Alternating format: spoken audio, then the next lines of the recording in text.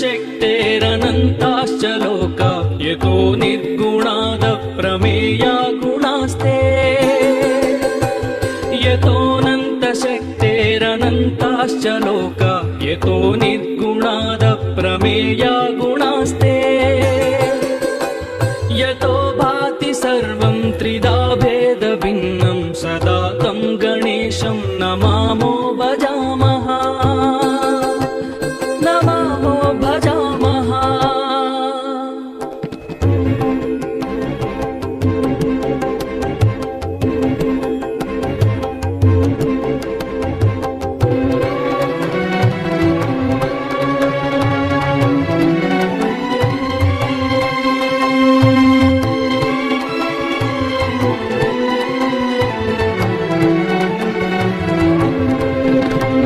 यतश्चाविरासि जगत्सर्वमेता तदाब्जासनो विश्वगो विश्वगोप्ता यतश्चाविरासि जगत्सर्वमेता तदाब्जासनो विश्वगो विश्वगोप्ता तथेन्द्रादयो देवसङ्घा मनुष्या सदा तं गणेशं नमामो भजामः नमामो भजामः।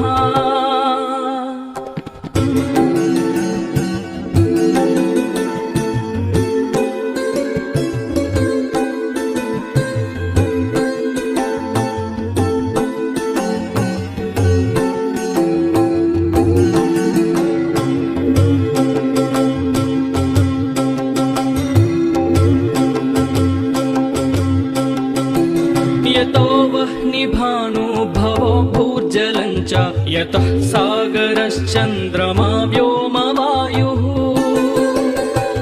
यतो वह्निभानो भवो भूर्जलञ्च यतः सागराश्चन्द्रमा व्योमवायुः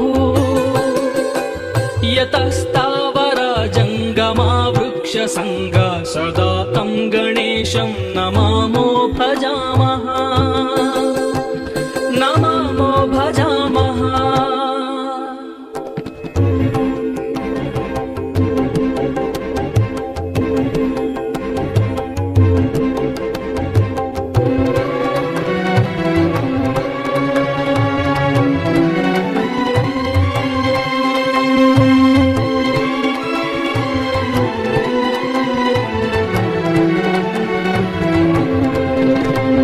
यतो दानवाः किन्नरा यक्षसङ्घा यतश्चारणा वारणा स्वापदाश्च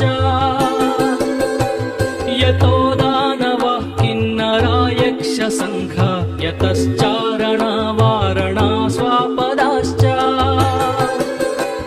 यतः पक्षिकीटा यतो विरुधश्च सदा तं गणेशं नमामो भजामः नमामो भजामः।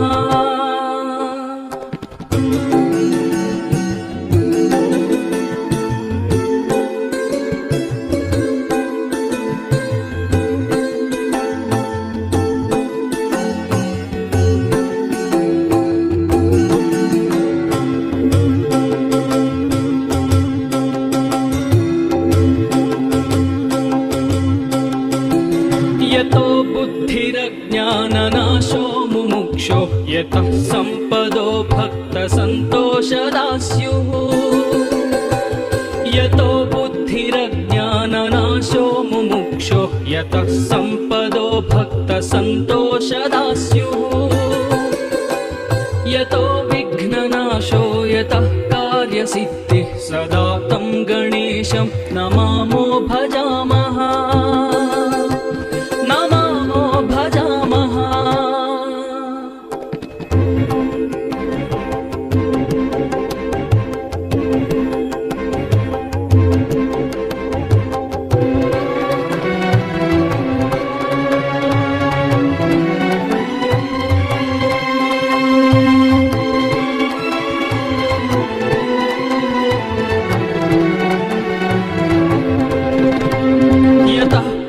सम्पद्यतो वाञ्छितार्थो यतो भक्तिविघ्नस्तदानेकरूपा यतः पुत्रसम्पद्यतो वाञ्छितार्थो यतो भक्तिविघ्नस्तदानेकरूपा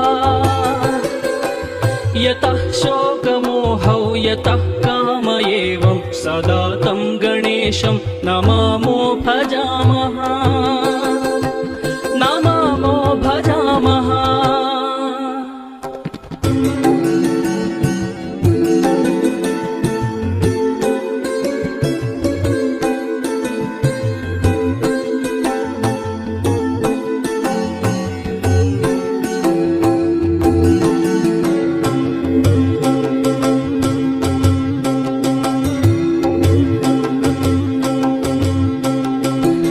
यतोऽनन्तशक्तिः सशेषो बभूव धराधारणेनेकरूपे च शक्तः यतोऽनन्तशक्तिः सशेषो बभूव धराधारणेनेकरूपे च शक्तः यतोऽनेकधा स्वर्गलोकाहिनाना सदा तं गणेशं नमामो भजामः नमामो भजामः।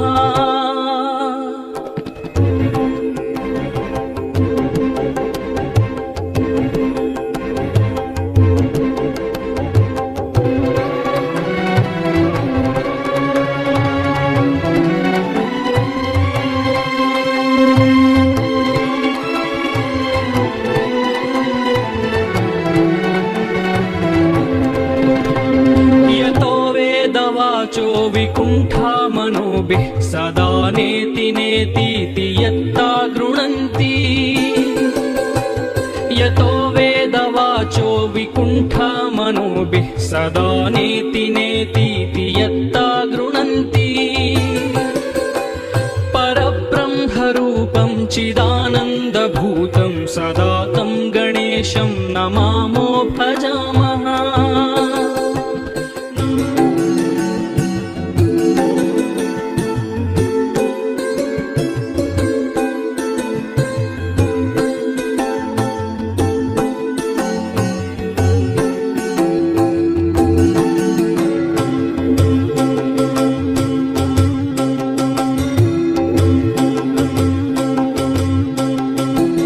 यतोऽनन्तशक्तेरनन्ताश्च लोका यतो निर्गुणादप्रमेया गुणास्ते यतोऽनन्तशक्तेरनन्ताश्च लोका यतो निर्गुणादप्रमेया गुणास्ते यतो भाति सर्वं त्रिधा भेदभिन्नं सदा तं गणेशं नमामो भजामः नमामो भजामः।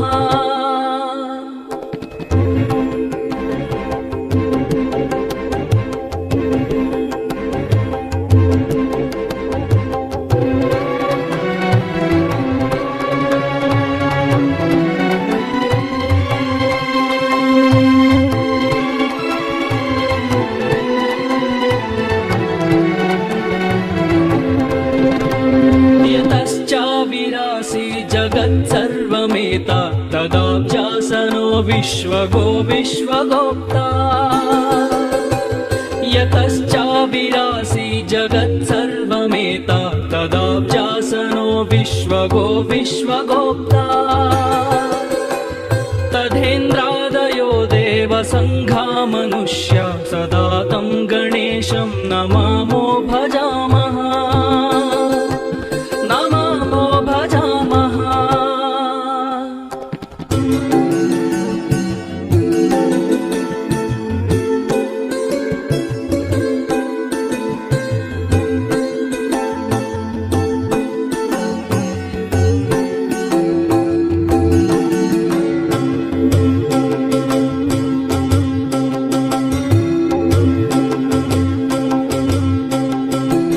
यतो वह्निभानो भवो भूर्जलञ्च यतः सागरश्चन्द्रमा व्योमवायुः यतो वह्निभानो भवो भूर्जलञ्च च यतः सागराश्चन्द्रमा व्योमवायुः यतस्तावरा जङ्गमा वृक्षसङ्गा सदा तं गणेशं नमामो भजामः नमामो भजामः।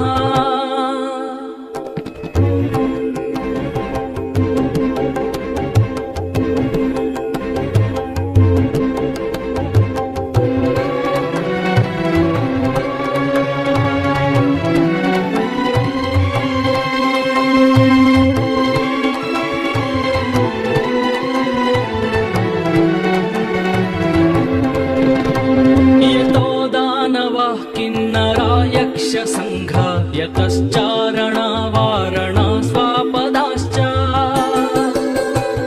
यतो दानवः किन्नरा यक्षसङ्घा यतश्चारणा वारणा स्वापदाश्च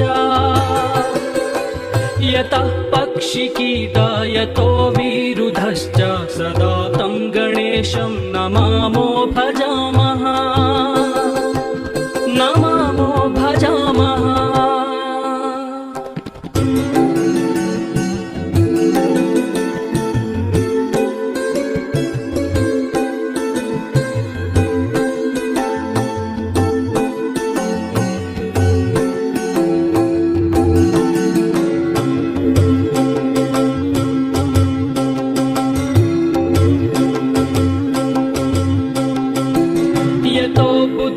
बुद्धिरज्ञाननाशो मुमुक्षो यतः सम्पदो भक्तसन्तोषदा स्युः यतो बुद्धिरज्ञाननाशो मुमुक्षो यतः सम्पदो भक्तसन्तोषदा स्युः यतो विघ्ननाशो यतः कार्यसिद्धिः सदा तं गणेशं नमामो भजामः नमामो भजामः।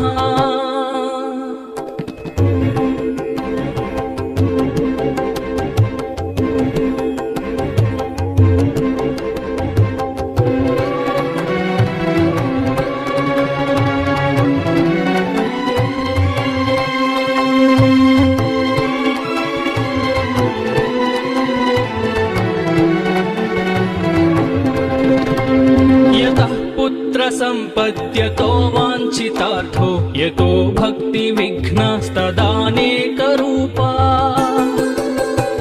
यतः पुत्रसम्पद्यतो वाञ्छितार्थो यतो भक्तिविघ्नस्तदानेकरूपा यतः शोकमोहौ यतः काम एवं सदा तं गणेशं नमामो भजामः नमामो भजामः।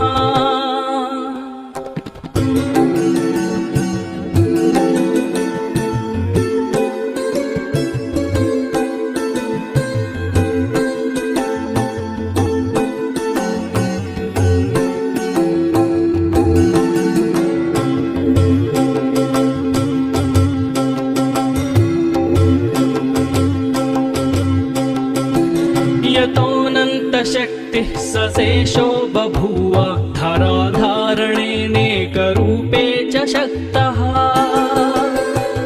यतोऽनन्तशक्तिः सशेषो बभूव धराधारणेनेकरूपे च शक्तः यतोऽनेकधा स्वर्गलोकाहिनाना सदा तं गणेशं नमामो भजामः नमामो भजामः।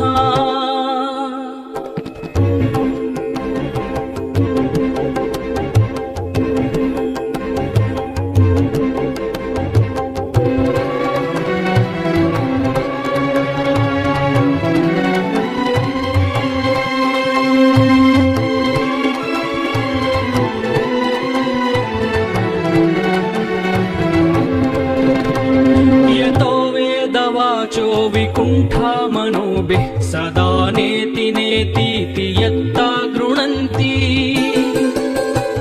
यतो वेदवाचो विकुण्ठा मनोभिः सदा नेति नेतीति यत्ता गृह्णन्ति परब्रह्मरूपं चिदानन्दभूतं सदा तं गणेशं नमामो भजामः नमामो भजामः।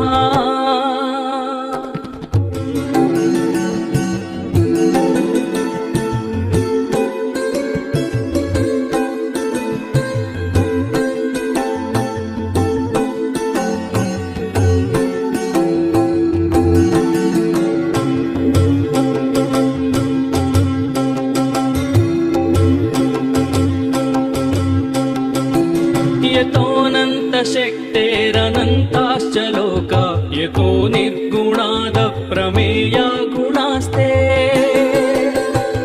यतोऽनन्तशक्तेरनन्ताश्च लोका यतो निर्गुणादप्रमेया गुणास्ते यतो भाति सर्वं त्रिधा भेदभिन्नं सदा तं गणेशं नमामो भजामः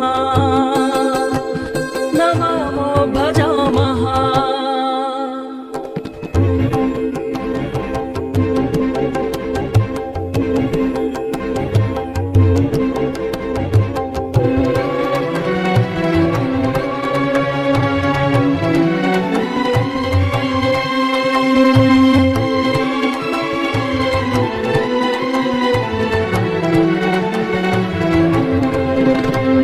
यतश्चाविरासि जगत्सर्वमेता तदाब्जासनो विश्वगो विश्वगोप्ता यतश्चाविरासि जगत्सर्वमेता तदाब्जासनो विश्वगो विश्वगोप्ता तथेन्द्रादयो देवसङ्घा मनुष्य सदा तं गणेशं नमामो भजामः नमामो भजामः।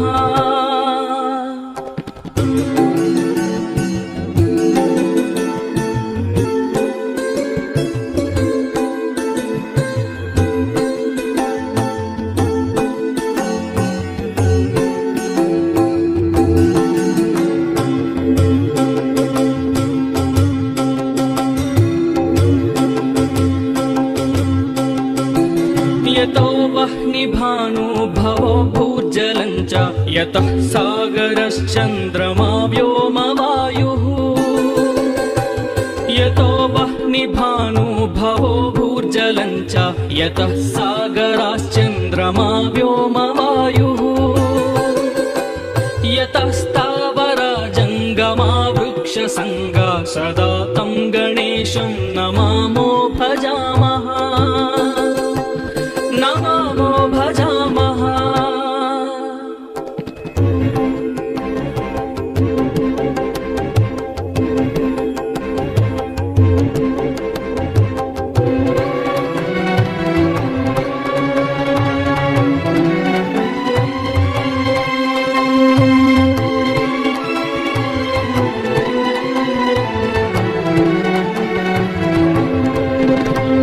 यतो दानवः किन्नरा यक्षसङ्घा यतश्चारणा वारणा स्वापदाश्च यतो दानवः किन्नरा यक्षसङ्घा यतश्चारणा वारणा स्वापदाश्च यतः पक्षिकीटा यतो विरुधश्च सदा तं गणेशं नमामो भजामः नमामो भजामः।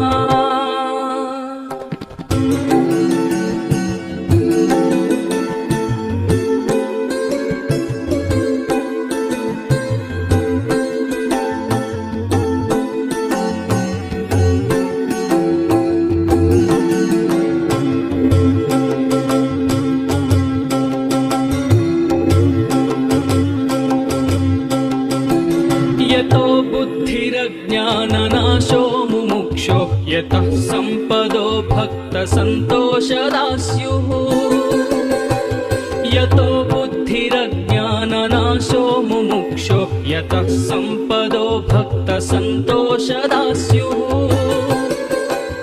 यतो विघ्ननाशो यतः कार्यसिद्धिः सदा तं गणेशं नमामो भजामः नमामो भजामः।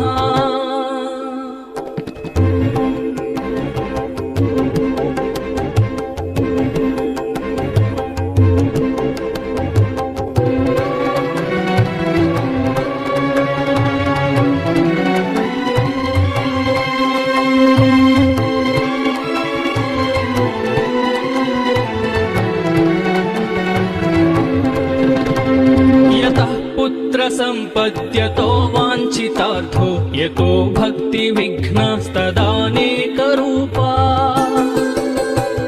यतः पुत्रसम्पद्यतो वाञ्छितार्थो यतो भक्तिविघ्नस्तदानेकरूपा यतः शोकमोहौ यतः काम एवं सदा तं गणेशं नमामो भजामः नमामो भजामः।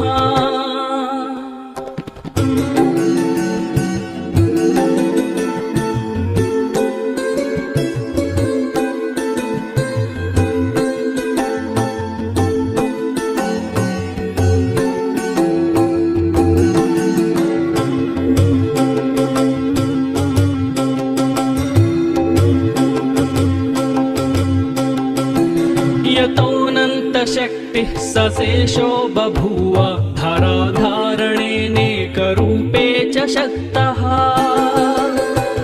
यतोऽनन्तशक्तिः सशेषो बभूव धराधारणेनेकरूपे च शक्तः यतोऽनेकधा स्वर्गलोकाहिनाना सदा तं गणेशं नमामो भजामः नमामो भजामः।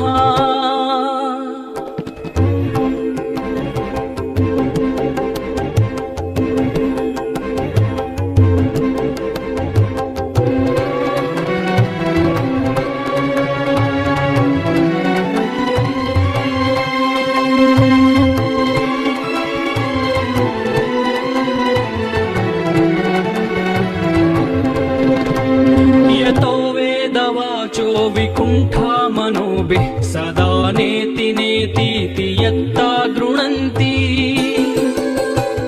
यतो वेदवाचो विकुण्ठा मनोभिः सदा नेति नेतीति यत्ता गृह्णन्ति परब्रह्मरूपं चिदानन्दभूतं सदा तं गणेशं नमामो भजामः नमामो भजामः।